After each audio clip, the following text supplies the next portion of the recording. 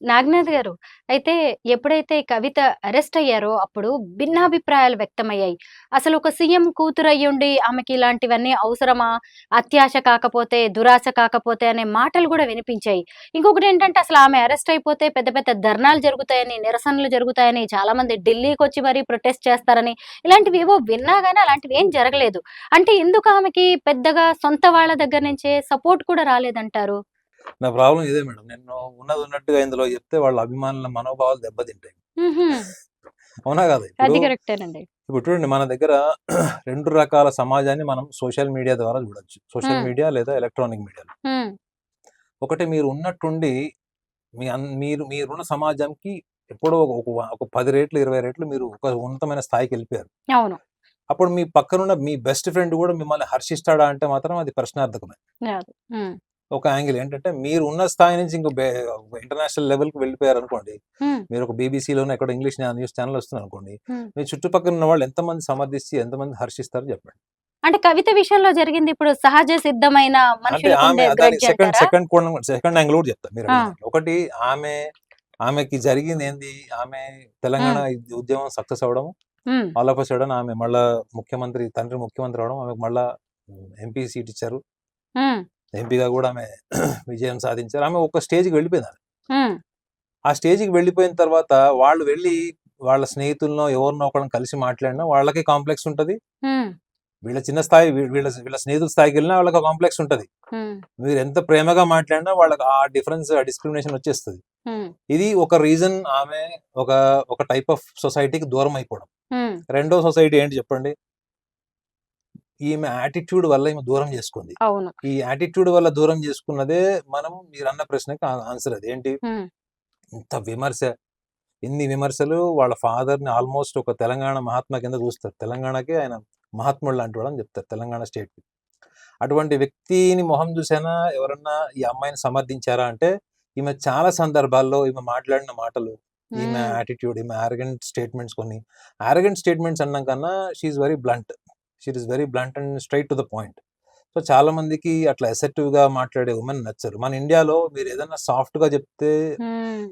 Netizens తీసుకుంటారు గానీ, మీరు నిజాన్ని రూడ్‌గా చెప్పినా గాని తీసుకోరు. ఉదాహరణకి మీరు ఎంతో ఫ్యాన్ ఫాలోయింగ్ ఉన్న 'విరాట్ కోహ్లీ' గూడా హ్మ్. దీపావళి పండగ రాంగానే ఒక స్టేట్మెంట్ ఇస్తే చాలా మంది అతన్ని విమర్శించారు. అతన్ని, వాళ్ళ భార్యని విమర్శించారు.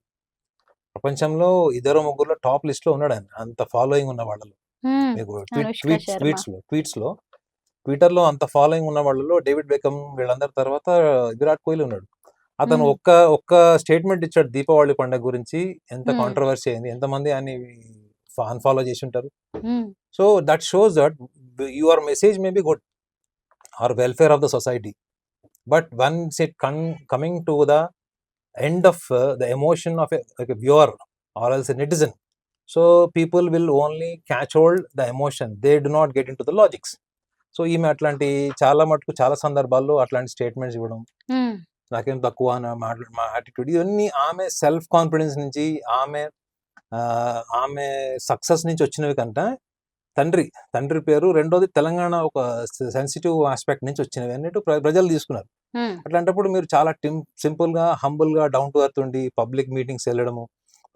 పబ్లిక్ మీటింగ్స్ ఇక్కడ రాలేదు ఆమె. ఆమె ప్రచార సభల్లో ఎక్కడో తక్కువ కనపడడం. అవును. రెండోది, చాలా సమస్యలొచ్చినప్పుడు గూడా ఆమె వాటి మీద అంటే జనరల్‌గా ఇప్పుడు సోషల్ మీడియా పెరిగిపోయిన తర్వాత మీరు ఏ చిన్న పని చేసినా అది నెక్స్ట్ డే న్యూస్ అవుతది. హ్మ్. సో, అట్లాంటి విషయాల్లో ఈమె సోషల్ సర్వీస్ చేసినట్టు కూడా ఎక్కడ కూడా ఈమె కనపడకపోవడం. హ్మ్.